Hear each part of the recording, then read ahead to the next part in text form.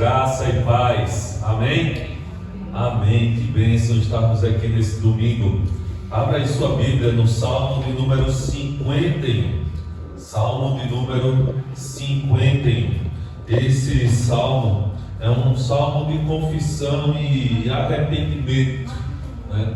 E a gente, conhecendo a história de Davi, a gente sabe o quanto esse salmo saiu do fundo do coração de Davi, porque Davi era um homem segundo o coração de Deus, um homem quebrantado, um homem que conhecia estar nos pés do Senhor, quebrantando o seu coração. Então vamos ler esse salmo pensando em Davi, pensando nesse coração quebrantado de Davi e o quanto ele está nos ensinando-nos a estarmos na presença de Deus com o coração quebrantado. Vamos ficar em pé para nós fazermos esse salmo de forma responsiva. Eu leio os versículos ímpares e os irmãos os pares. Então diz assim: compadece-te de mim, ó Deus, segundo a tua benignidade e segundo a multidão das tuas misericórdias, apaga as minhas transgressões.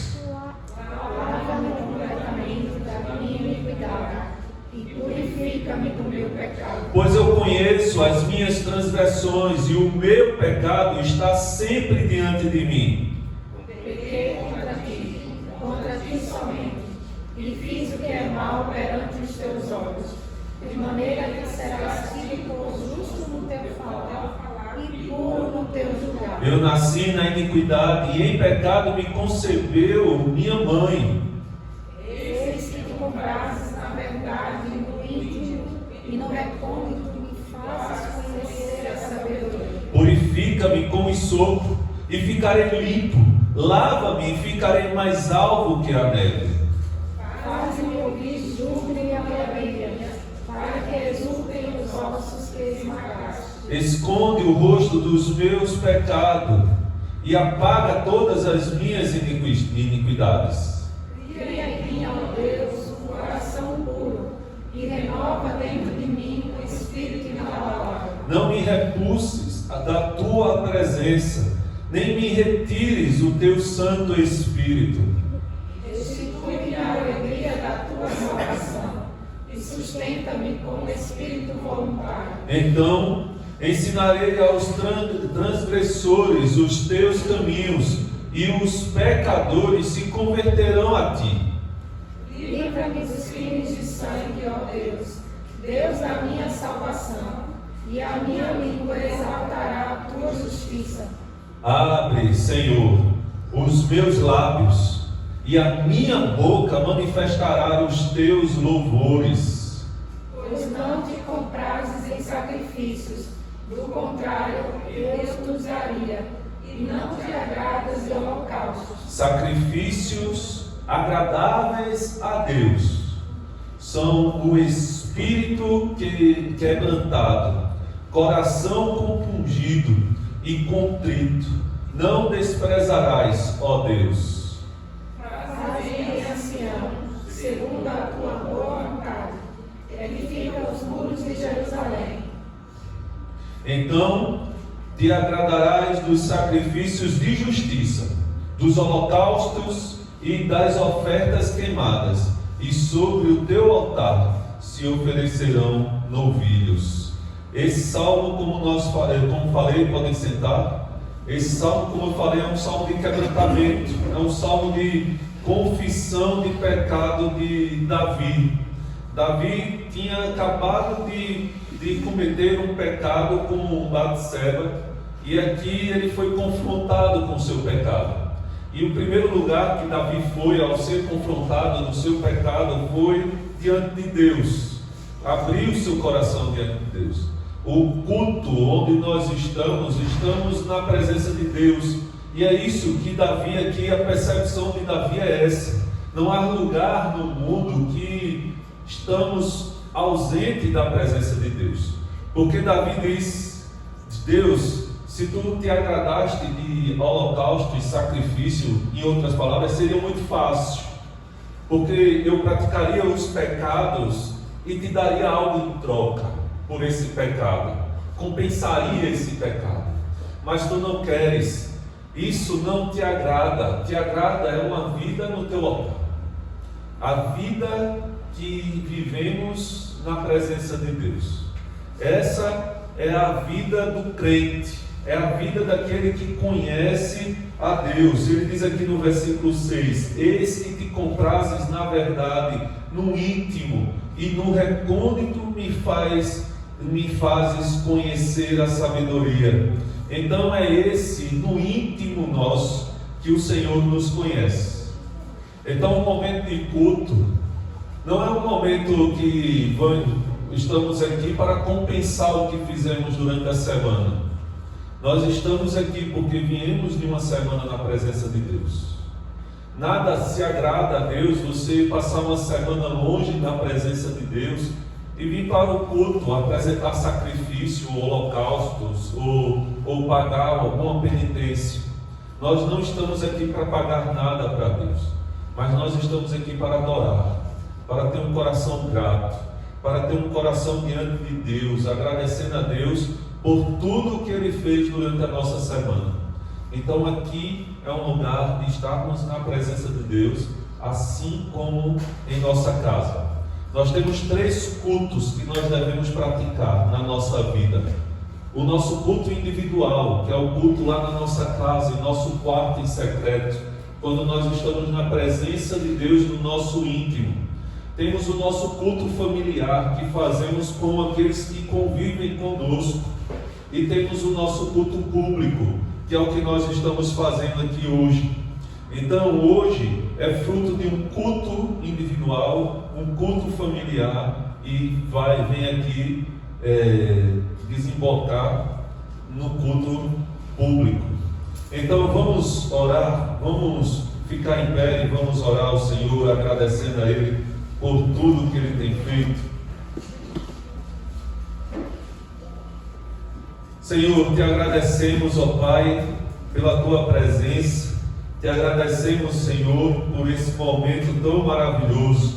Queremos, Senhor Deus, te agradecer por tudo que o Senhor tem feito e por tudo que o Senhor ainda vai fazer, ó Pai.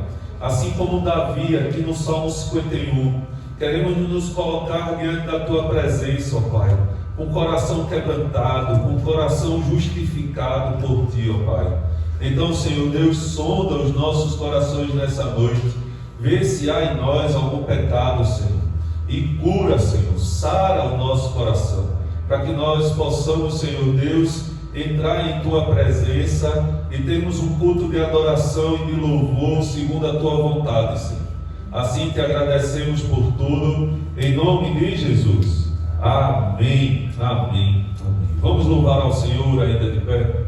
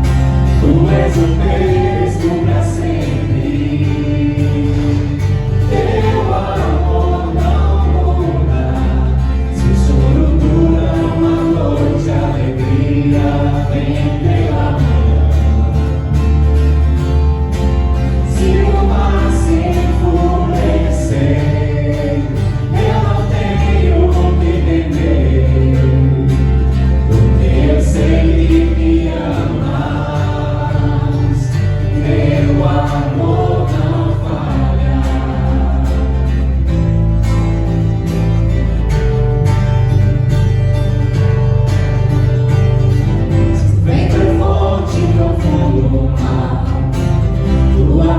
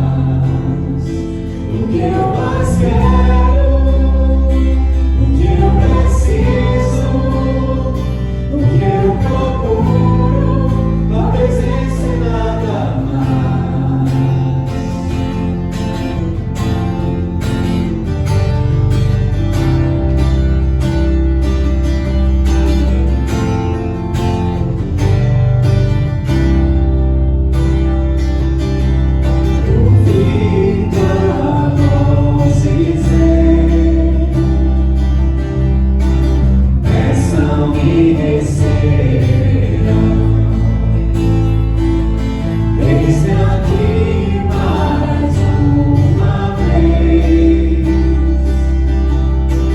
venho a ti em oração, quem pede recebe, quem busca encontra, quem bate a porta abrirá. Quem pede recebe, quem busca encontra, quem bate a porta abrirá. O que eu mais quero, o que eu preciso, o que eu procuro, tua presença e nada mais. O que eu mais quero, o que eu preciso, o que eu procuro, tua presença e nada mais. E por isso eu te adoro, e por isso eu te sirvo, e por isso eu te busco, não desejo nada mais. E por isso eu te adoro, e por isso eu te sirvo, e por isso eu te busco, não desejo nada mais. O que eu mais quero, o que eu preciso, o que eu procuro, tua presença e nada mais. O que eu mais quero, o que eu preciso, o que eu procuro, tua presença e nada mais. Tua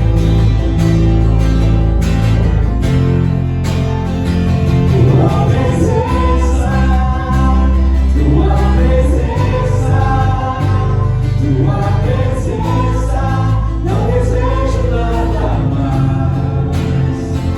Tua presença, tua presença, tua presença, não desejo nada mais.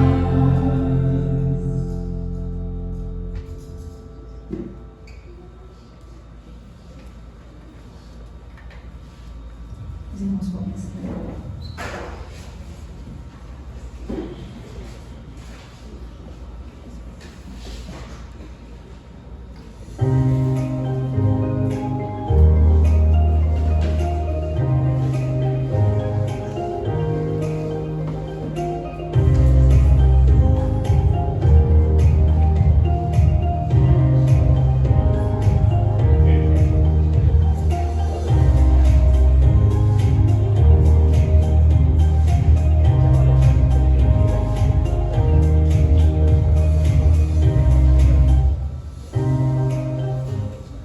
Meus irmãos, abra sua Bíblia em 1 Crônicas, capítulo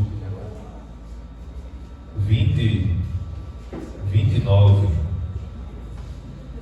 Como vimos aí no nossa vida da Igreja das Graças, nós vamos ter essa semana o nosso Natal, a nossa ceia de Natal, no dia 24, lá na Casa Pastoral. Vai ser uma bênção, meus irmãos. Tem sido uma bênção a cada ano, né? Já vamos para o nosso terceiro ano ali, fazendo nossa ceia, e cada ano tem sido um melhor do que o outro. E também eu quero chamar a atenção da igreja em um fato que vai acontecer daqui para o dia 31. Nós vamos, como igreja, finalizar o Novo Testamento. Então, dia 31, nós vamos terminar o livro de Apocalipse. E terminando o livro de Apocalipse, nós vamos terminar todo o Novo Testamento, sendo ali lido diariamente.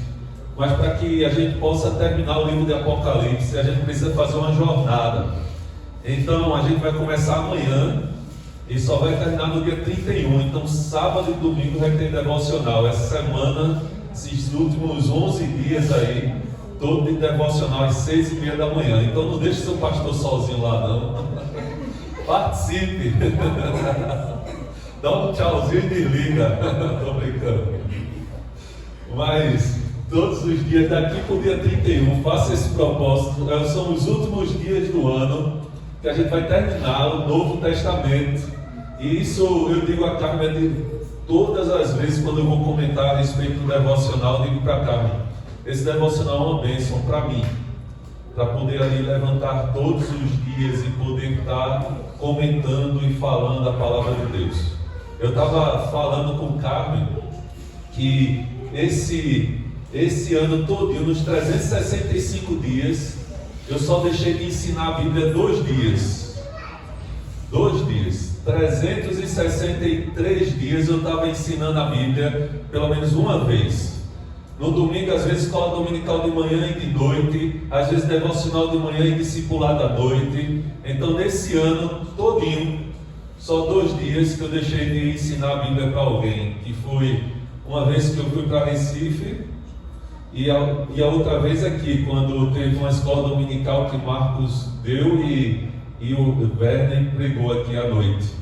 Foi o dia que eu sentei e pude ouvir. Então isso tem sido uma bênção para a minha vida, aprender a palavra de Deus, e a igreja também, que a igreja possa crescer. Isso é uma bênção para a sua vida também. Só o Senhor pode fazer essa transformação, esse mover no seu coração. E para o próximo ano, para o ano de 2026, eu quero envolver toda a igreja em oração. Então se preparem, porque nós vamos ter vigílias, amém? Amém. Vigílias para passar a madrugada orando, amém? Amém. Eita. Vamos fazer jejum, amém? Amém? Jejum, vigília, reunião de oração. Eu quero ver aqui os sábados aqui lotados, certo? A gente, a igreja orando aqui, orando nos sábados, uma vez por mês, durante a semana, vigília, jejum, oração. Amém, meus irmãos? Vamos orar? Eita, eu quero ver o ano que vem, viu? Eu vou estar aqui incendiando, pegando fogo, falando em línguas, em inglês, português. Amém. Então, nesse momento agora, é o momento que nós temos de dízimos e ofertas. Leia comigo aqui capítulo 29, a partir do versículo 8, que diz assim: o que possuíam pedras preciosas, as trouxeram para o tesouro da casa do Senhor, a cargo de Jeiel, o Gesonita. O povo se alegrou com tudo o que se fez voluntariamente, porque de coração íntegro deram eles liberalmente ao Senhor. Também o rei Davi se alegrou com grande júbilo. A partir do versículo 10, nós vemos aqui a oração de Davi, que diz assim: pelo que Davi louvou ao Senhor perante a congregação toda e disse: bendito és tu, Senhor, Deus de Israel, nosso Pai, de eternidade em eternidade. Teu, Senhor, é o poder, a grandeza, a honra, a vitória e a majestade, porque teu é tudo quanto há nos céus e na terra. Teu, Senhor, é o reino, e tu te exaltastes por chefe sobre todos. Riquezas e glória vêm de ti, tu dominas sobre tudo, na tua mão há força e poder, contigo está o engrandecer e tudo dá força. Agora, pois, ó Deus, nosso Deus, graças te damos e te louvamos o teu glorioso nome. Porque quem sou eu e quem é o meu povo para que pudéssemos dar voluntariamente estas coisas? Porque tudo vem de ti e das tuas mãos tu damos. O salmista Davi diz aqui: todo o povo deu voluntariamente ao Senhor. Mas depois disse: quem somos nós de darmos voluntariamente a ti, Senhor? Porque nada que existe vem de nós, mas vem de ti. Então, se vem de ti, nós estamos devolvendo a ti. Eu gosto muito dessa ideia quando eu olho para os meus filhos. Imagine só, Dia dos Pais, eu pego, escolho aquele presente. Esse ano eu ganhei uma maleta com uma furadeira lá, automática, aquelas parafusadeiras. Aí eu escolhi, comprei e guardei para que os meus filhos pudessem me dar. Imagine Carmen pegar essa parafusadeira, dar a Lucas, e aí no dia do aniversário, lá no Dia dos Pais, eu esperando a parafusadeira, Lucas chega com um chocolate. E eu digo, cadê a parafusadeira? Ah, pai, eu fiquei para mim, era tão bonitinha, eu usei e já está lá guardada, é minha agora. Imagina isso. Como seria? Eu disse, eu comprei, eu parcelei. Está lá na Amazon, está no meu nome. Como é que ele fica com aquilo? Essa é a ideia, Deus nos dá e a gente pega, guarda e diz assim, é nosso. Deixa eu dar uma barra de chocolate para o Senhor. A gente dá o resto, a gente dá o que sobra. Foi isso que Jesus viu lá quando estavam trazendo a oferta na casa do Senhor. Uma viúva deu as moedinhas e Jesus olhou para aquela viúva e disse, ela deu tudo que tem, vocês dão do que sobra, vocês dão do que sobra do de vocês. É essa a ideia de Davi. Davi disse, olha Deus, o teu povo deu voluntariamente, Senhor, mas quem somos nós para dar voluntariamente ao Senhor? Porque tudo vem das tuas mãos e te damos tudo de volta. É do Senhor. Então esse ato, domingo após domingo, que praticamos aqui, é esse ato de darmos a Deus. Ele nos dá o privilégio de dizermos que damos voluntariamente aquilo que Ele nos deu para dar para Ele. Então aquele ato que eu dei para Lucas de dizer assim, é teu, Pai, e eu me alegrar com aquele presente e dizer, meus filhos me deram. Deus está esperando dizer, você dá voluntariamente, e Ele dizer, meu filho deu tudo o que ele tinha. Ele deu do que não tinha, mas ele foi fiel. Você tem sido fiel? Sabe o que Deus diz lá em Malaquias? Que você está roubando a Deus quando você não dá fielmente a Ele.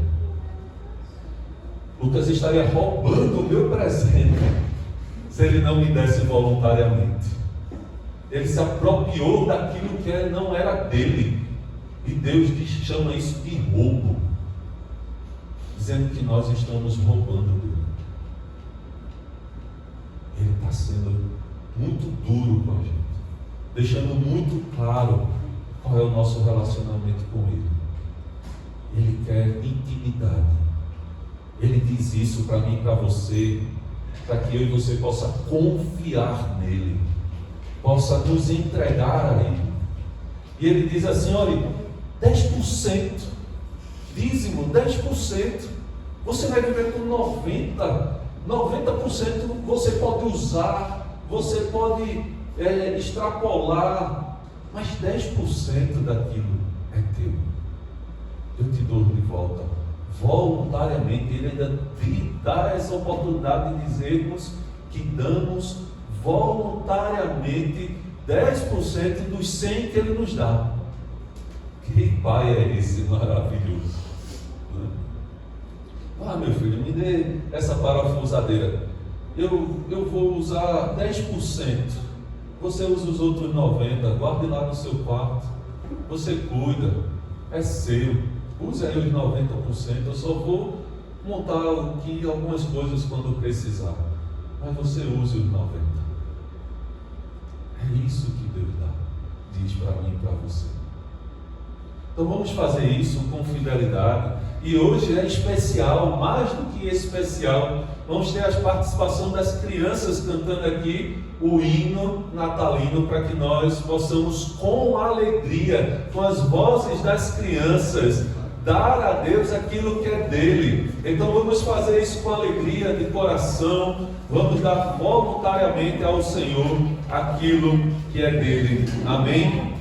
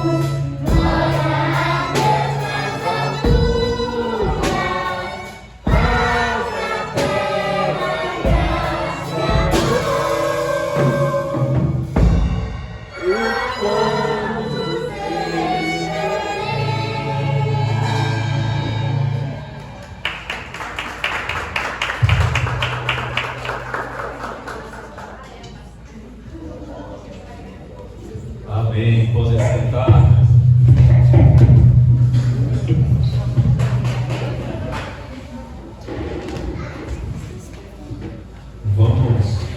Vamos ficar em pé, vamos orar. As crianças vão sair após a música.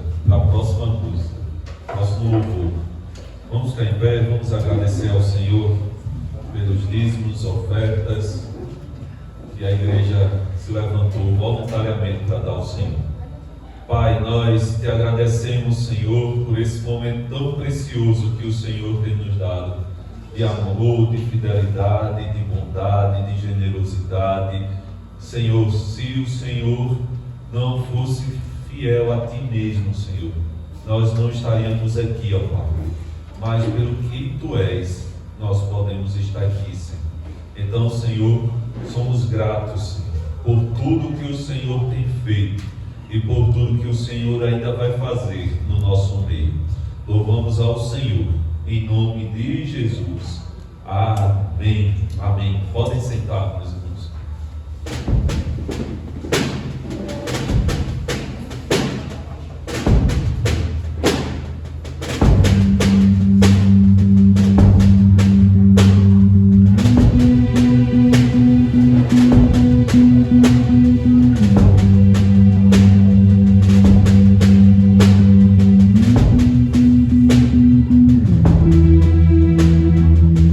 Dias escuros, tempos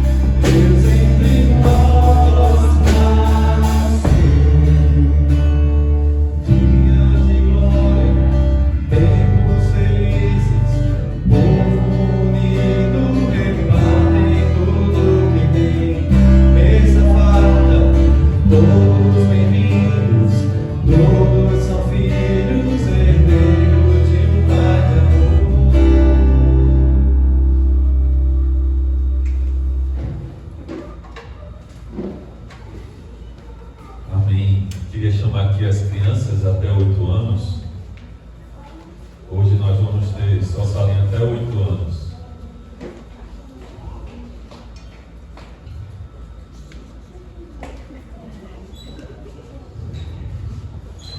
Vamos orar.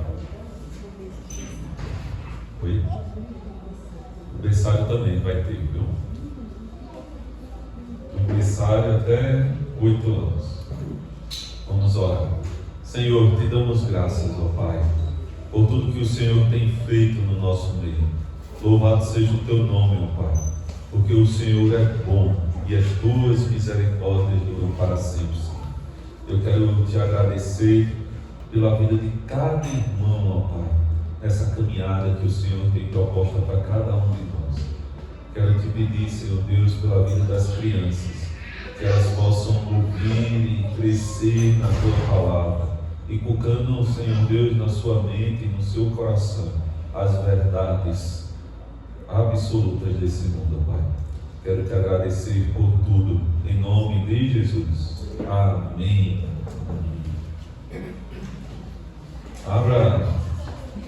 Abra sua Bíblia em Lucas capítulo 1, versículo 46. Lucas 1, versículo 46. Nós vamos fazer a leitura do versículo 46 ao 56.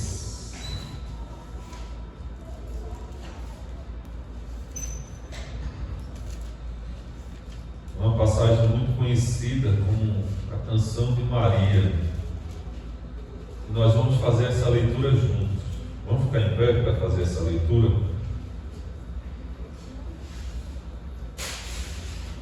Vamos fazer essa leitura juntos. Está aqui na projeção. E nós vamos ler juntos. Vamos lá? Então disse Maria: a minha alma engrandece ao Senhor, e o meu espírito se alegrou em Deus, meu Salvador, porque contemplou na humildade da sua serva, pois desde agora todas as gerações me considerando, porque o poderoso me fez grandes coisas, santo é o seu nome. A sua misericórdia vai de geração em geração sobre os que o temem. Agiu com o seu braço valorosamente, dispensou os que no coração alimentavam pensamentos soberbos, derribou do seu trono os poderosos e exaltou os humildes, encheu de bens os famintos e despediu vazios os ricos. Amparou a Israel, seu servo, a fim de lembrar-se da sua misericórdia, a favor de Abraão e de sua descendência, para sempre, como prometera aos nossos pais. Maria permaneceu cerca de 3 meses com Isabel e voltou para casa. Pai, muito obrigado, Senhor, por esse momento de ouvirmos a tua palavra. Que nós venhamos a nos edificarmos em Ti, ó Pai. Nós te agradecemos por tudo, em nome de Jesus. Amém, amém. Podem sentar, meus irmãos. Nós estamos vendo aqui nas nossas mensagens a respeito do Emanuel. Emanuel quer dizer Deus conosco. O Deus que caminha conosco, está conosco o tempo todo. E é isso que, como igreja, nós devemos perceber. Deus caminhando conosco dia a dia, hora a hora, segundo a segundo, milésimo a milésimo. Então é Deus conosco. Eu estava vendo hoje uma matéria falando a respeito de a Coreia do Norte.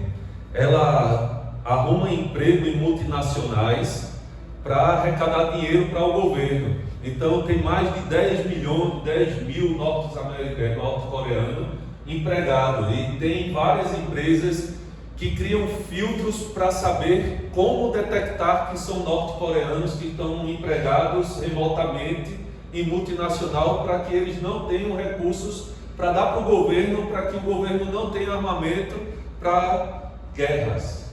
Então aí estava falando um senhor da Amazon, falando que para que eles possam detectar que pessoas que não estão nos Estados Unidos estão trabalhando remotamente, eles têm uma inteligência artificial que conta o tempo de transmissão da digitação de quem está digitando.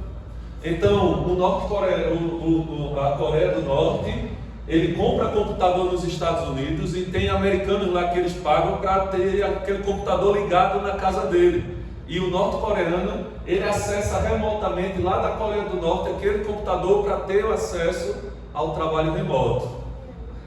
E a Amazon detecta isso com milésimos de segundos, a diferença de uma pessoa que está remotamente nos Estados Unidos e está na Coreia do Norte.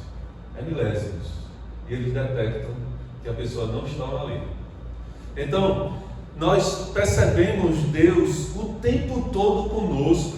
Se uma digitação lá na Coreia do Norte e nos Estados Unidos detecta milésimos de segundos, o nosso Deus Emanuel é aquele Deus presente conosco o tempo todo. Ele não se ausenta, Ele está conosco caminhando, e é essa sensação, Ele não está de longe, Ele não está lá do céu ausente das coisas que estão acontecendo, mas Ele está de fato conosco, porque Ele é soberano. Não existem milésimos de diferença entre ouvir a voz de Deus e caminhar com Deus. Então, quando nós entendemos isso, nós sabemos que a nossa esperança é hoje, não no que vai vir amanhã. Nós não podemos nos projetar com o que nós vamos ter, em quem nós vamos ser e com quem nós vamos estar. Mas nós nos alegramos e a nossa esperança vem daquilo que é hoje. O nosso coração se alegra com o nosso Salvador, com aquele que Deus Emanuel, Deus presente. E você se alegra na esperança, sabendo que o que Ele mandar para mim vai ser bom, perfeito e agradável vontade de Deus para a nossa vida. Então, nós que conhecemos o Deus Emanuel, nós não andamos desesperados com o dia do amanhã, com aquilo que vai acontecer, porque eu sei que no dia do amanhã, Deus estará conosco o tempo todo. Nesse momento aqui, Maria está experimentando um Deus que está intervindo na história, está se encarnando para mostrar para mim e para você que Ele não é só um Deus dos céus, mas um Deus que se relaciona conosco, que sente as nossas dores, que chora as nossas angústias, que já experimentou todas as coisas e passou por todas elas. E nós podemos ter um Deus que se compadece de nós, um Deus que caminha conosco. Então a nossa expectativa da esperança não é o dia de amanhã, mas é o dia que se chama hoje. Eu não vou aumentar minha esperança quando o meu salário melhorar, quando eu encontrar alguém na minha vida, quando eu tiver um filho, quando eu mudar de cidade, mas a esperança do dia do amanhã, ela vem de hoje. Então, nós olhamos aqui o cântico de Maria, e nós vemos aqui no cântico de Maria uma adoração e louvor a Deus, aquele Deus que está intervindo na história, que está aparecendo e que está agora se revelando a todos os homens. E Maria aqui nos primeiros versículos, nos versículos 46 e 48, ela diz assim: então disse Maria, a minha alma engrandece ao Senhor, e o meu espírito se alegrou em Deus, meu Salvador, porque contemplou na humildade da sua serva, pois desde agora todas as gerações me considerarão bem-aventurada. Então Maria, ela entendeu o que estava acontecendo, que foi muito difícil para que Maria pudesse entender tudo aquilo que estava acontecendo na vida de Maria, uma adolescente, vamos dizer assim, Maria com 14, 15 anos, vivendo tudo isso, todo esse momento na vida dela, a vida dela toda organizada, toda comprometida. Ela já tinha assinado um contrato de casamento com José. Ela estava aí, esse contrato hoje em dia a gente entende como noivado. Ela estava noiva, mas é mais do que um noivado. Eles já estavam ali tendo os preparativos para o casamento juntos. Então Maria estava com sua vida toda certa, organizada, planilha de custo, o que ela ia precisar, para onde, o que ela iria fazer, quando ela iria engravidar. Ela estava tudo na planilha, tudo investido, tudo bem certinho na vida dela. Com certeza já estava garantido onde ela iria morar, o que José iria fazer, o tempo para eles pudessem ter filhos, o tempo da festa do casamento, os recursos para que tudo aquilo acontecesse.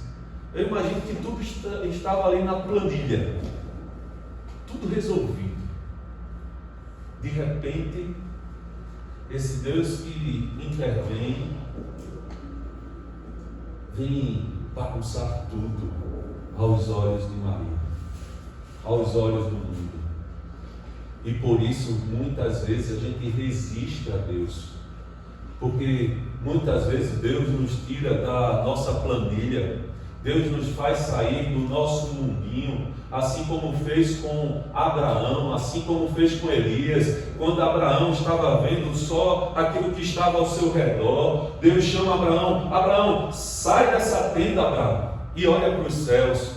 Quando Elias estava numa caverna dizendo: só eu sobrevivi em Israel, Deus diz: sai da caverna, Elias, e vê o que está acontecendo.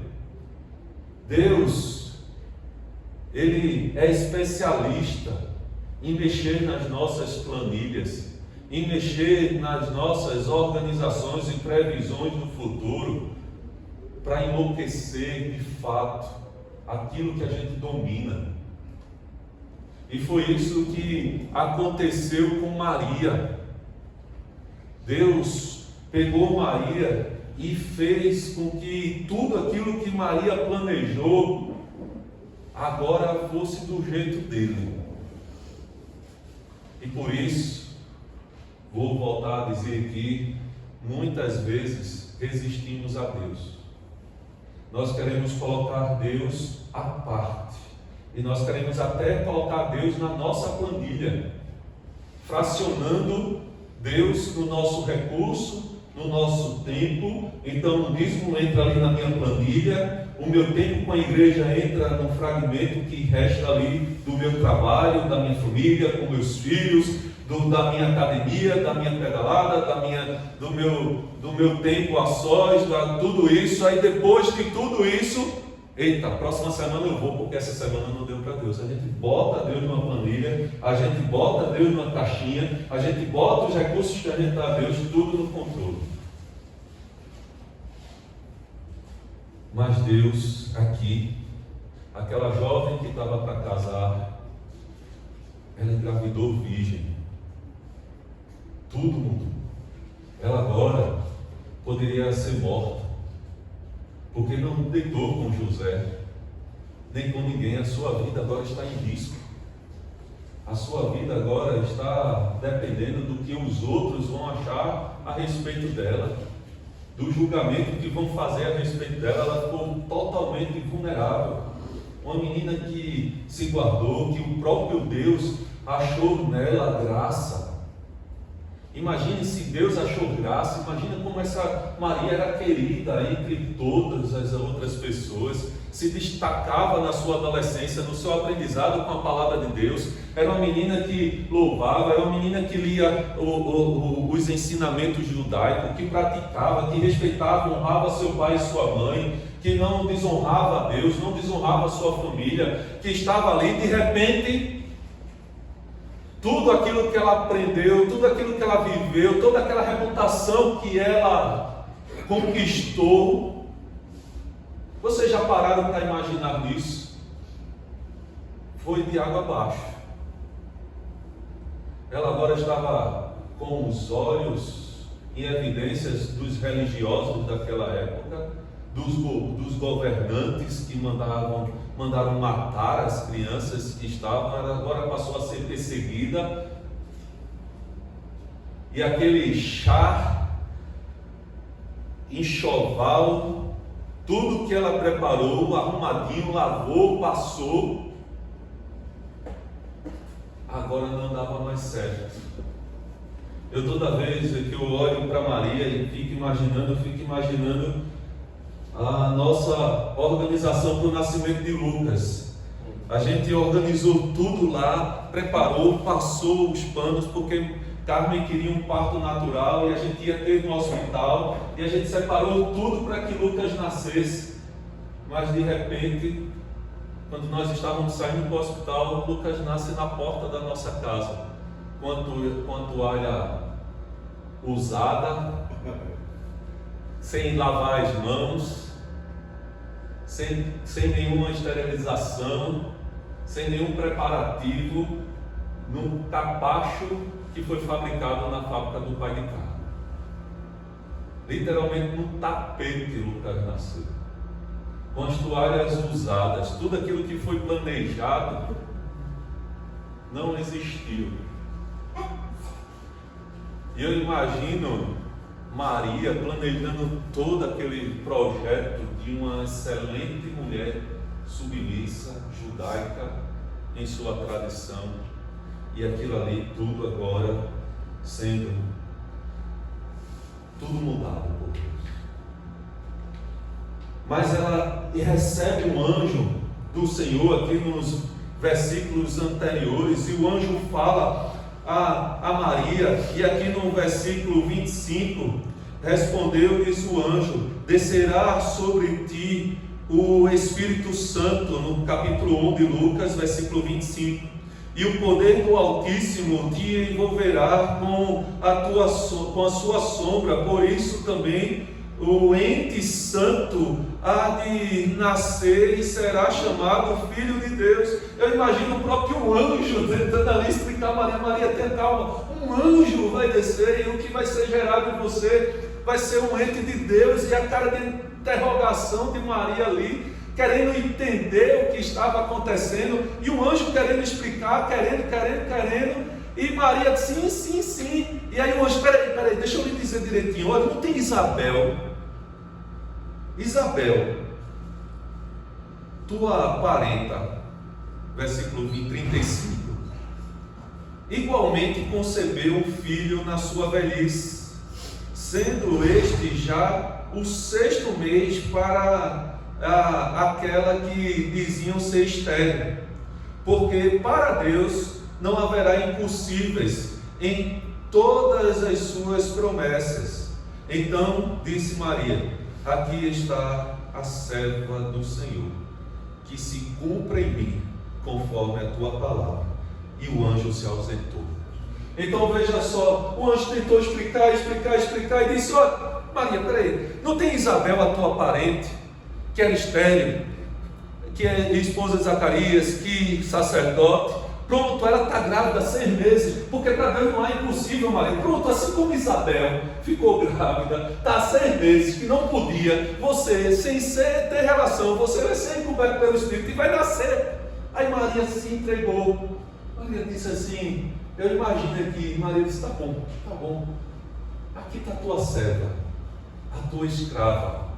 Eu não entendi muito bem não, porque você vai vendo Maria guardando em seu coração ao longo do tempo, e é isso que Deus quer. Deus não quer que você entenda, Deus quer que você confie nele, que você se entregue nele, que você saiba que no amanhã Ele vai resolver, Ele vai estar, Ele vai cumprir, Ele vai guardar, Ele vai fazer tudo o que Ele prometeu para as suas vidas. E foi isso que aconteceu com Maria. Ela disse: olha, tua serva, eu não quero entender não, tua serva está aqui.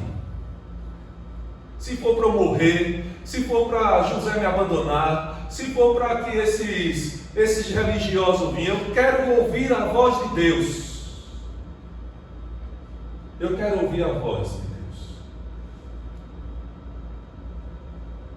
E aí Maria, ela disse: espera aí, eu vou ouvir a voz de Deus, mas vou ver isso lá em Isabel. E Maria foi visitar Isabel.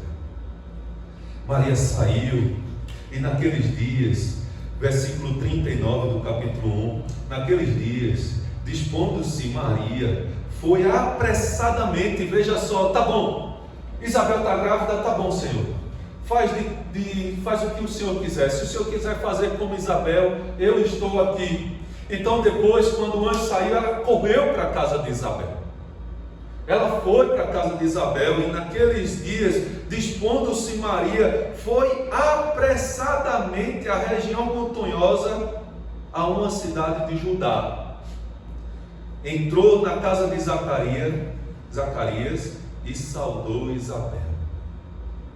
Ouvindo a saudação de Maria, a criança lhe estremeceu no ventre.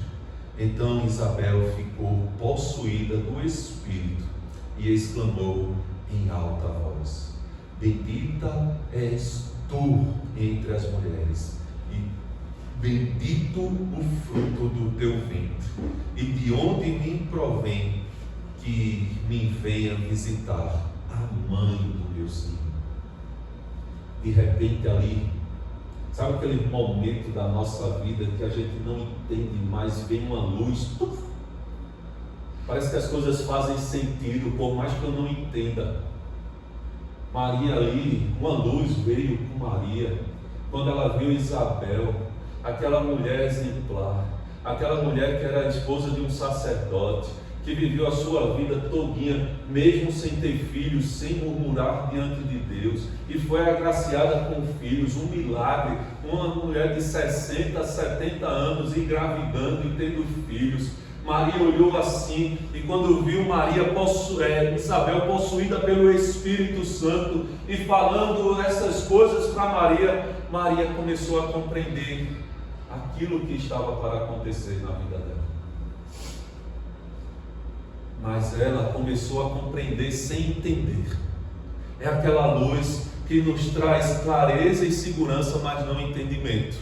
Aquele momento que você diz assim: as coisas estão uma bagunça, estão tudo fora do controle, mas eu estou em paz, eu estou seguro, eu sei quem está conduzindo, eu sei quem está no controle dessas coisas. E foi aqui que Maria começou a entender o que é que estava acontecendo com ela. Então, Maria passou esses dias, e quando ela começou a entender, ela solta esse cântico, esse louvor, essa adoração que nós acabamos de ler aqui no nosso começo do nosso sermão. É fruto dessa clareza, é fruto desse entendimento, que ela não sabia o que viria a acontecer, mas aquela paz veio, sabendo que Deus estava no controle. Então Maria, nos seus primeiros versículos aqui, na sua introdução do seu cântico, Maria exalta a grandeza de Deus, reconhecendo que Ele está com ela em sua fraqueza e humildade. Deus estava com ela, ela não sabia, ela sabia que o que estava para acontecer era grande demais para ela, ela sabia que ela não teria como suportar, ela não teria como se livrar, ela não teria como resolver o problema. Mas ela reconheceu que Deus estava caminhando com ela, conduzindo todo o processo. É tanto que nós vamos ver depois que o anjo apareceu para José, dizendo: não deixes Maria, porque José já estava desesperado, dizendo: vou matar Maria, se eu permanecer aqui e dizer que ela me traiu, que ela está grávida, vou matar Maria, eu vou abandonar ela para que o foco venha para mim e que não vá para ela, e que eu sofra as consequências e não Maria. José já estava louco, pensando o que iria fazer, porque aquele contrato, aquele momento já tinha ido tudo bagunçado. Mas o anjo foi falar com José também. E nós vamos ver esse encontro do anjo com José lá em Mateus, quando o anjo fala com José, Mateus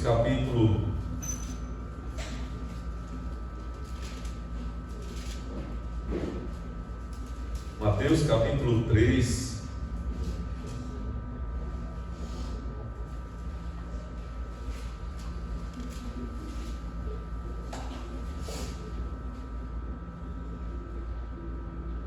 Não, capítulo 1. Capítulo 1, versículo 19 de Mateus, diz assim: mas José, seu esposo, sendo justo, veja, uma mulher justa, um homem justo, e não querendo infamar, resolveu deixá-la secretamente. Enquanto ponderava nestas coisas, eis que lhe apareceu em sonho um anjo do Senhor, dizendo: José, filho de Davi, não temas receber Maria, tua mulher, porque o que nela foi gerado é do Espírito Santo. Ela dará à luz um filho e lhe porás o nome de Jesus, porque ele salvará o seu povo dos pecados dele. Ora, tudo isso aconteceu para que se cumprisse o que fora dito pelo Senhor por intermédio do profeta: eis que a virgem conceberá e dará à luz um filho, e ele será chamado pelo nome de Emanuel, que quer dizer Deus conosco. Despertado José do sono, fez como lhe ordenara o anjo do Senhor e recebeu sua mulher. Contudo, não a conheceu enquanto ela não deu à luz um filho, quem pôs o nome de Jesus. Então veja só, José já estava ali pensando em deixar Maria, já estava tentando resolver o problema. Maria já não sabia o que fazer. Deus aparece para José e diz assim: olhe, ele será o Deus Emanuel, o Deus conosco. Despertado do sono, fez José conforme o anjo lhe ordenara. Então, aqueles que adoram a Deus confiam que Deus vai resolver. É Deus. O pastor Ronaldo Lidório diz o seguinte: sem Deus nada é possível, com Deus tudo é possível. Foi o que o anjo falou para Maria: para Deus não há nada impossível. Nós temos que reconhecer isso. Então Maria exalta a grandeza de Deus, reconhecendo que Ele está com ela em suas fraquezas e na sua humildade. Não é a humildade de ser pobre, de ser descapacitado ou não ser desprezado, mas é humilde de reconhecer que Deus está no controle da sua vida e que Ele tem o melhor para nós. Sua fé reflete a certeza de que o Emanuel está presente, trazendo esperança e alegria. Maria sabia muito bem da presença do Emanuel ali, conduzindo toda a sua vida. O segundo ponto aqui é a soberania de Deus, nos versículos 49 e 50. Ela canta e ela louva, dizendo assim: porque o poderoso me fez grandes coisas. Santo é o seu nome, a sua misericórdia vai de geração em geração sobre os que o temem. Então a soberania de Deus é o reconhecimento de Maria dessa soberania, a manifestação do poder de Deus em sua vida e na história é um lembrete de que Ele é o Deus que se faz próximo. Deus nunca se ausentou da história, Deus nunca deixou a história correr ou ser escrita por linhas tortas, mas a história de Deus é escrita por linhas certas e certas pela palavra de Deus.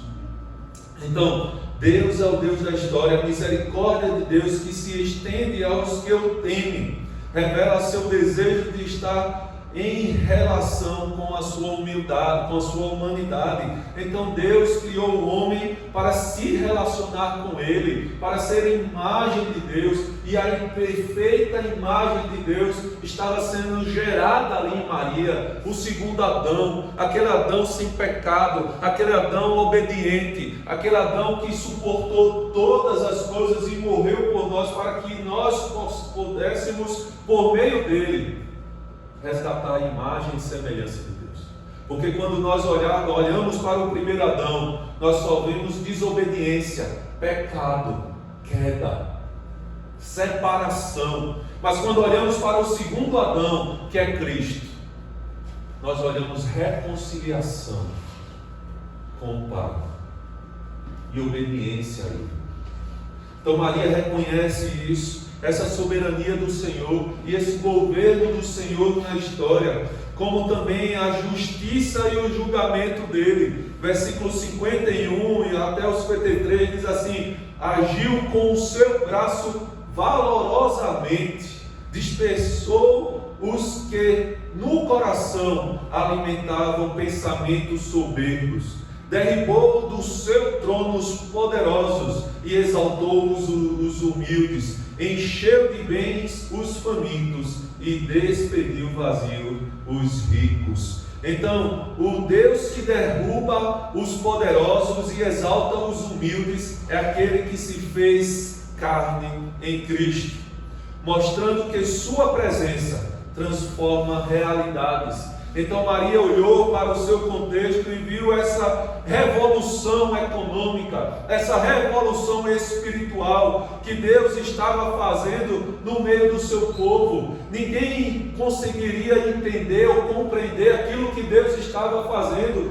mas Deus estava mexendo com toda a estrutura da terra, e Maria estava compreendendo isso, que a terra não seria a mesma depois que aquele menino fosse gerado.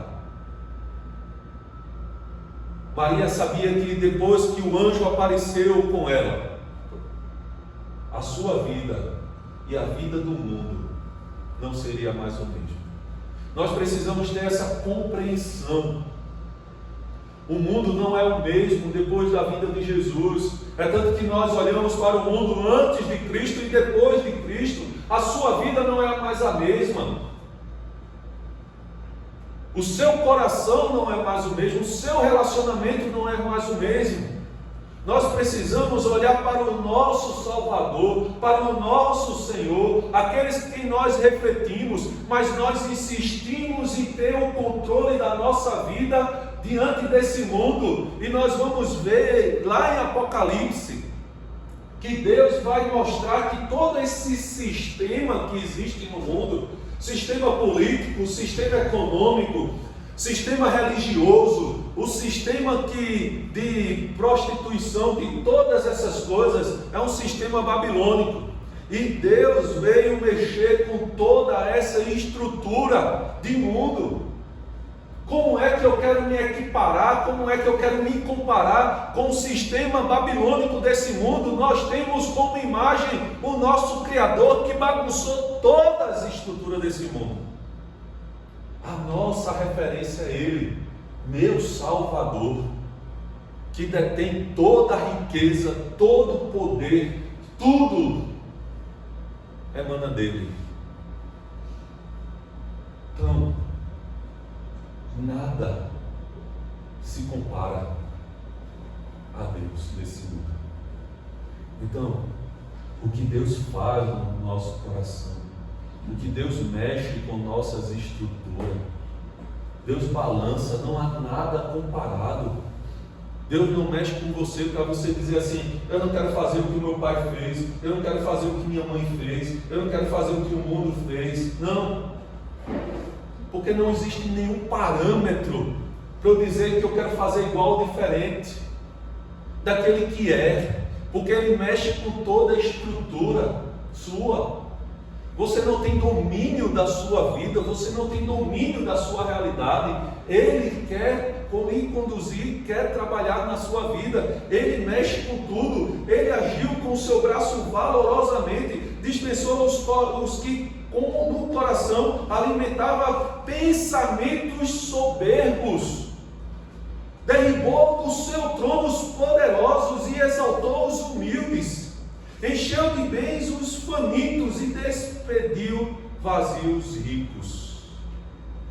Ele veio mexer com toda a estrutura. Quando lemos o livro de Apocalipse, nós que estamos agora no devocional, se você está acompanhando, você está vendo Deus mexendo com todas as estruturas do mundo. Nós estamos vivendo nesse momento apocalíptico, que é a vinda de Jesus e a volta de Jesus. Tempos difíceis, as coisas sendo reveladas, as coisas sendo saindo dos porões das trevas e caminhando cada vez mais presente na nossa vida. O mundo está normalizando a iniquidade.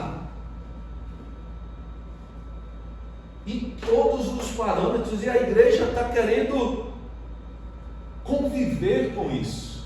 É tanto que o anjo vai gritar para a sua igreja dizendo: saia dela, povo meu, saia da Babilônia, para que vocês não sejam cúmplices do pecado dela.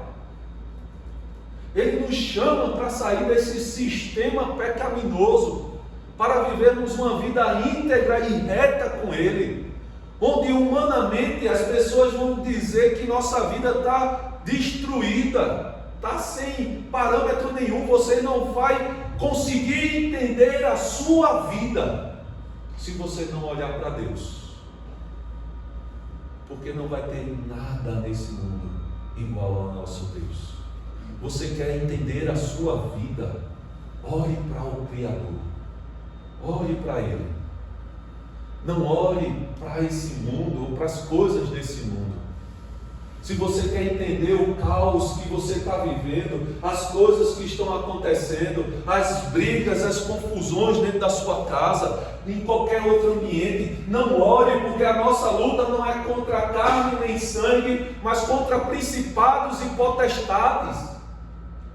Nós não podemos lutar as lutas na nossa casa, na criação dos nossos filhos, no nosso trabalho, com as ferramentas da carne. Porque eu e você não fomos chamados para ser ali um bonzinho, ou ser o politicamente correto. Vamos aqui conviver, vamos aqui fazer o que a empresa sempre faz, vamos dar as mãos, vamos nos unir, vamos aceitar, vamos fazer isso. Você não vai resolver seu casamento com os 10 passos para ter sucesso. Você não vai resolver o problema da sua empresa com os 10 passos do 0 a 1 milhão. Você não vai resolver a vida, a sua vida, olhando para essas coisas. Mas eu vou resolver a minha vida olhando para o meu Salvador. Quem põe a minha vida em ordem é Ele. É Ele.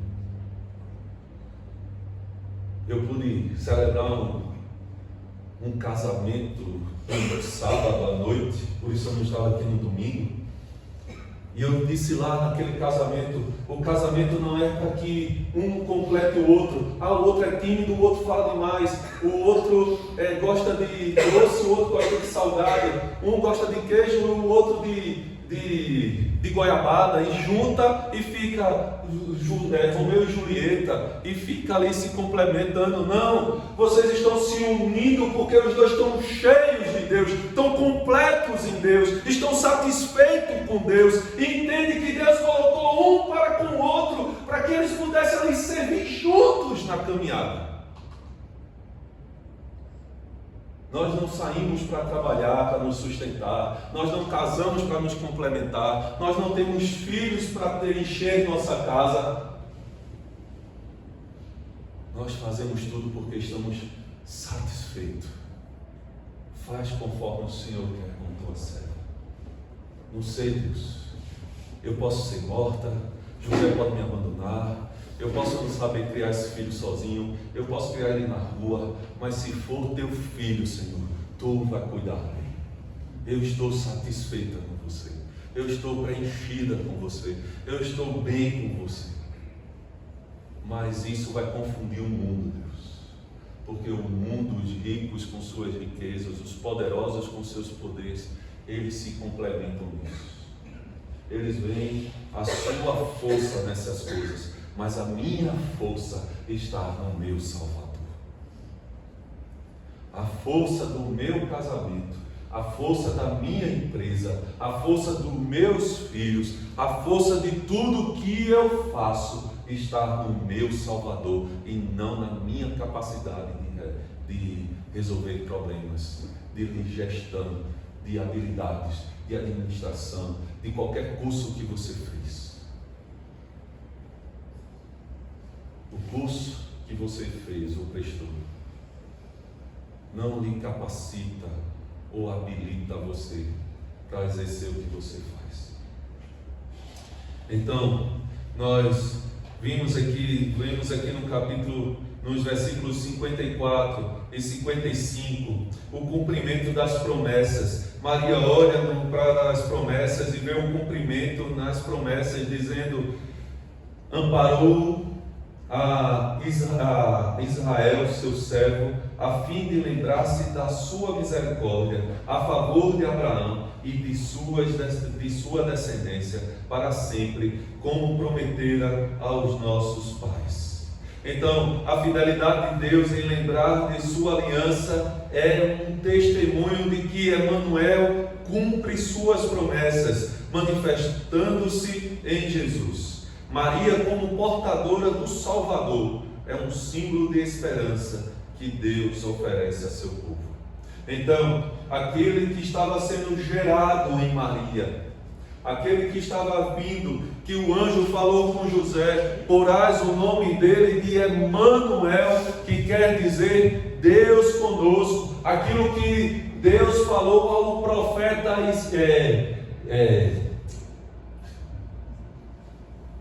profeta da semana passada, Isaías. Aquilo que Deus falou com Isaías estava sendo cumprido agora na época de Maria. Então é o Deus que cumpre as suas promessas, e é nisso que o sábio se sustenta, é isso que alicerça o sábio, é nas promessas do Senhor e não na projeção ou na expectativa que você tem de vida, ou de futuro, ou de recursos, ou de força, ou de saúde. A nossa perspectiva de futuro não está naquilo que eu tenho, mas naquilo que eu sou. Então, as nossas promessas. E por último aqui, a importância da humildade. Versículo 56. Maria permaneceu cerca de 3 meses com Isabel e voltou para casa. O anjo, quando encontrou com Maria, Isabel estava mais ou menos com 6 meses. Maria ficou com Isabel o resto da gestação de Isabel. E Maria provavelmente saiu ali com 3, 4 meses para voltar para sua casa. Então, nessa cronologia aqui que nós vimos, Maria foi ali servir Isabel, acompanhar Isabel, ver o agir de Deus com seus próprios olhos, o que Deus estava fazendo no meio do seu povo. Maria não foi com arrogância dizendo: eu sou a mãe eu estou no meu ventre, é mais importante do que o seu, eu preciso ser servida, eu preciso ser a rainha, eu preciso ser isso, aquilo. Não, Maria mostrou o tempo todo a humildade, e é isso que eu digo constantemente. Não é o mundo que nos capacita em estarmos aqui no meio da igreja, mas é a igreja que lhe capacita a estar no mundo. Nós precisamos ter um coração humilde no meio do povo de Deus, porque Deus está fazendo coisas na vida de cada um aqui. Eu posso relacionar o que cada um tem edificado a minha vida, e eu fiz isso com Carmen. Eu e Carmen ontem louvamos a Deus pela vida de cada irmão, e dizendo assim, pensando no nome de cada um de vocês que estão aqui sentados, e mostrando o quanto vocês abençoaram a vida da gente nesses 3 anos, o quanto eu cresci e aprendi olhando para vocês aqui todos os dias, domingo após domingo, o quanto Deus deu essa oportunidade de caminharmos juntos. Então a visita a Isabel destaca a comunhão entre os crentes, refletindo a presença do Emanuel em suas vidas. Não há ninguém aqui mais importante do que o outro. Há servos do Senhor aqui. E é quando Maria diz aqui, a sua serva, é aquela serva que não tem regalia, não tem remuneração, não tem direito nenhum, é aquela serva do último grau, que está totalmente entregue ao seu Senhor. Então, essa humildade de Maria de poder ver o que Deus está fazendo na vida de Isabel e o que Deus está fazendo na vida de Isabel, está confirmando aquilo que Deus está fazendo na vida dela. Cada um de vocês, meus irmãos, aqui é uma confirmação de que Deus me trouxe para o lugar certo.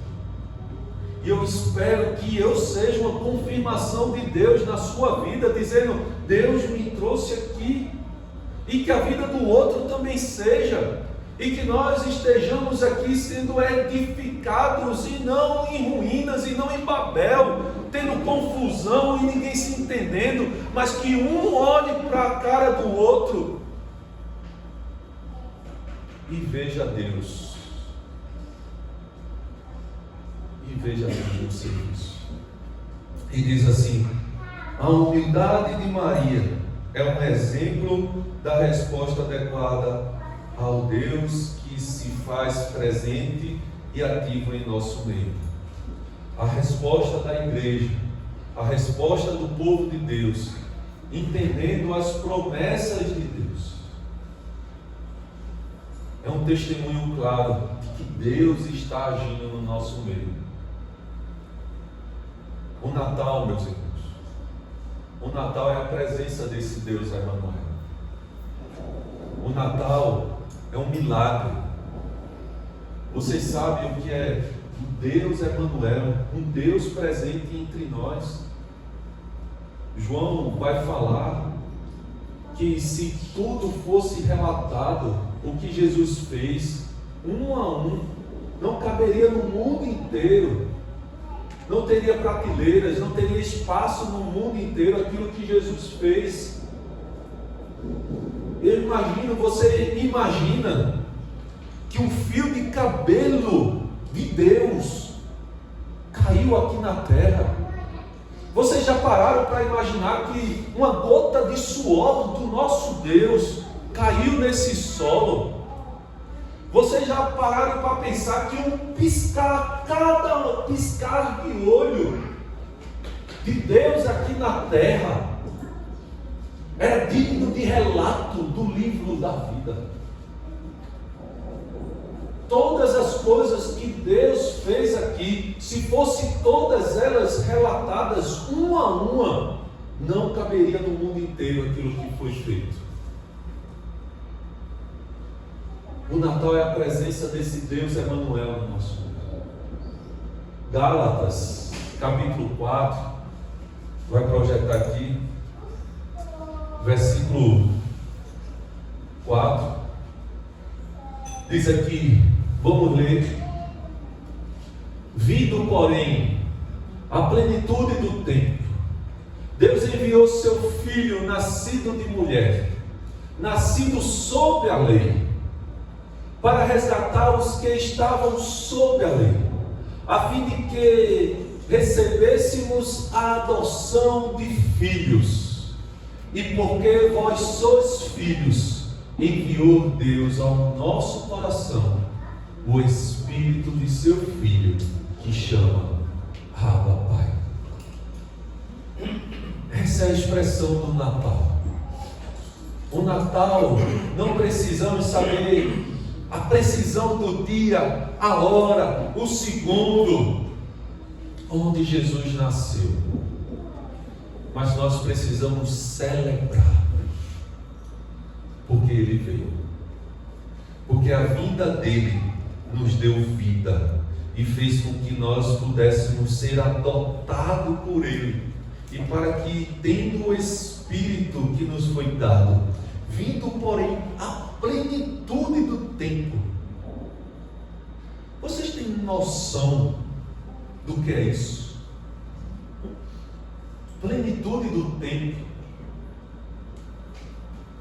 E eu quero terminar trazendo para você uma noção do que é plenitude dos tempos. Simplesmente isso. Não vai ter outro tempo igual ao que teve.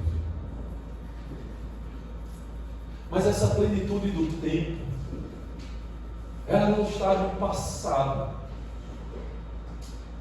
ela está presente. No grego, há um tempo verbal chamado auristo. Nós não temos semelhante no português esse tempo. Toda vez que a Bíblia vai traduzir um auristo, ele traduz no tempo presente e gerúndio. Eu acho que é isso. Indo, caminhando. Então, esse auristo, ele diz que as coisas não estão no passado, não estão no futuro, mas elas estão acontecendo. A plenitude dos tempos, ela é real. Ela não é algo que aconteceu ou que vai acontecer, mas que está acontecendo na sua vida. E você é testemunha dessa plenitude dos tempos. Então, não vai acontecer nada melhor na sua vida do que a esperança no Salvador. Me alegro em Deus, meu Salvador. Quando Maria diz isso, é essa plenitude no coração dela, é a alegria no Salvador.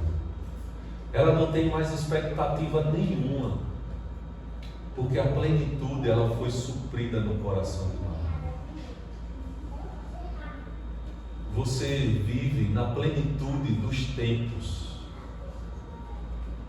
Não vai acontecer nada melhor do que a alegria no meu Salvador. João vai dizer lá em 1 João, nos seus primeiros versículos, ele vai dizendo assim, que a nossa comunhão é com o Pai e com o Filho, e Ele compartilha essa comunhão conosco para que a nossa alegria seja completa.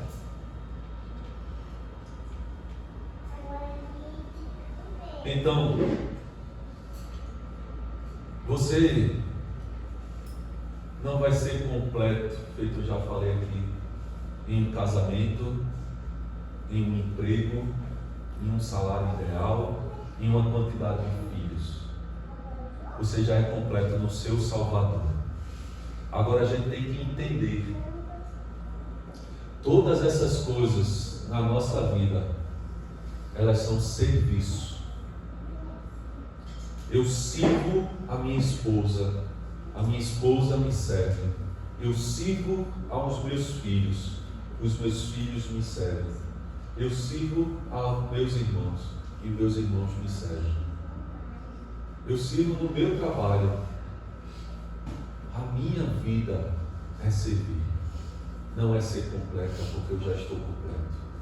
Não é para que ela seja melhor, porque ela não tem como estar em um estado melhor do que já está agora. Eu quero dizer a você, não tem como a sua vida melhorar. Se você é salvo em Jesus, sua vida já está na plenitude dos céus. O que você precisa entender é se alegrar com a função que Deus lhe deu. Está satisfeita com aquilo que Deus dá. Não atrelar o que acontece comigo com o que Cristo fez, mas aquilo que Cristo fez em mim me tornou apto a viver a função que eu faço. Você é apto a fazer tudo o que você está fazendo. Se eu sou salvo no Senhor Jesus, eu sei fazer aquilo que Ele mandou fazer, porque Ele é meu Salvador. Ele vai fazer tudo o que eu tenho que fazer. Então, é esse Deus Emanuel, esse Deus conosco, que luta todas as nossas batalhas, que vive a minha vida e eu vivo a vida dele. Amém? Feche seus olhos, curve sua cabeça. Senhor, muito obrigado, Pai. Muito obrigado por esse tempo precioso. esse tempo que o Senhor tem nos dado, que é chamado hoje, Senhor. Hoje, Senhor, estou satisfeito no Senhor. Amanhã eu estarei satisfeito no Senhor. Em todo tempo eu estou satisfeito em meu Deus, meu Salvador. A Ele a honra, a Ele a glória, a Ele o louvor. Pai, amanhã minha vida vai estar uma bagunça, Senhor, porque o Senhor bagunçou a minha vida. O Senhor me tirou desse sistema babilônico. Eu não sou compatível com o sistema econômico desse mundo. Eu não sou compatível, ó Pai, com o sistema político desse mundo. Eu não sou compatível, ó Pai, com a religiosidade deste mundo. Eu sou compatível com o Senhor, ó Pai. Então não tem como eu ter uma vida boa nesse mundo, ó Pai, que não seja na Tua presença. Se eu quiser, ó Pai, reger meu casamento segundo os parâmetros desse mundo, ele vai ser um caos, Senhor. Se eu for para o meu trabalho, Senhor Deus, querer gerir a minha empresa segundo o curso desse mundo, vai ser um caos. Eu tenho que olhar para o Senhor. Eu tenho que olhar para o meu Salvador. E o Senhor vai me conduzir, ó Pai, em tudo que eu precisar fazer, Pai. Então, Senhor, olha para nós. O Natal é um Deus conosco, o Deus Emanuel, que está presente conosco o tempo todo. Assim eu te agradeço, Pai, por tudo, em nome de Jesus. Amém. Amém. Vamos ficar em pé e louvar a Deus.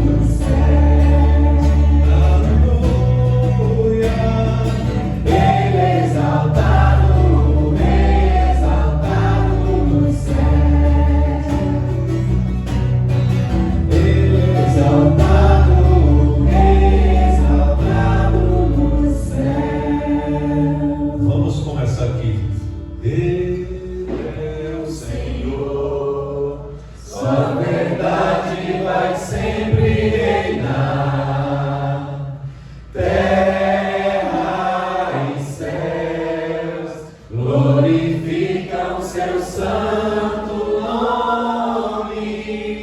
Ele é exaltado, o Rei exaltado nos céus. Pai, o seu nome é exaltado, Senhor. Ó Pai maravilhoso, como é bom, Senhor Deus, estarmos em tua presença, Senhor. Como é bom, ó Pai, vermos a tua igreja, Senhor Deus, alegre, atuante, cheia de ti, ó Pai.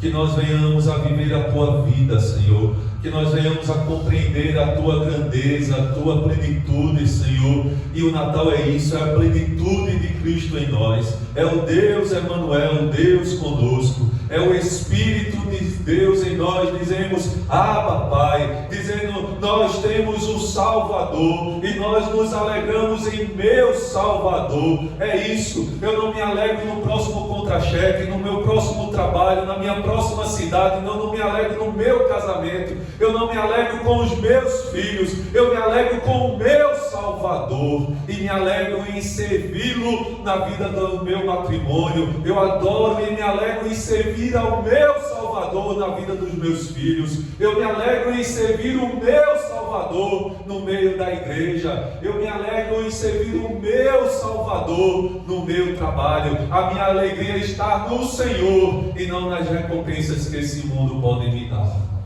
A minha alegria é no Senhor. Ele é exaltado, para sempre exaltado é o Senhor. É a minha alegria, é a minha plenitude, é o Espírito que habita em mim. E eu digo, Abba, Pai, eu tenho um Pai. Aleluia. E esse Natal é tempo de gritarmos, tempo de cantarmos, tempo de estarmos em comunhão com aqueles que se alegram com o Salvador. E por isso os nossos lábios adoram e louvam a Deus. Obrigado, Senhor, porque muitas vezes nós não compreendemos, mas nós obedecemos. Aleluia, porque o nosso Deus é um Deus que cumpre as promessas na nossa vida. Assim eu te agradeço por tudo, Pai.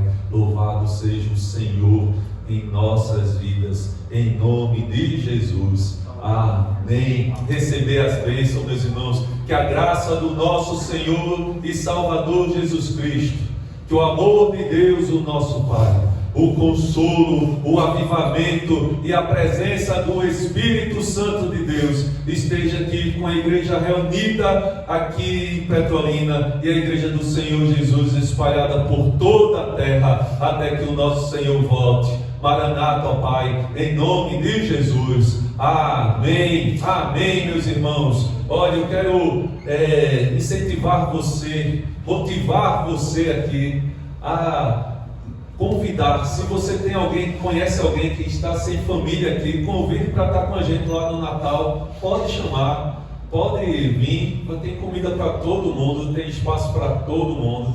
Pode convidar alguém. Como também convide alguém aqui para o nosso próximo domingo, o último domingo do ano, um culto especial, um culto para agradecermos a Deus. Chame aí seu parente, diga, olha, domingo que vem, vamos para a igreja, o último domingo, agradecer a Deus e colocar diante de Deus o ano 2026. Então chame, convide, chame alguém para participar do culto na semana que vem, para que aqui juntos nós possamos aqui agradecer a Deus pelo ano que está se acabando e o próximo ano que vem. Amém? Então vamos embora para a nossa casa, louvar a Deus com alegria.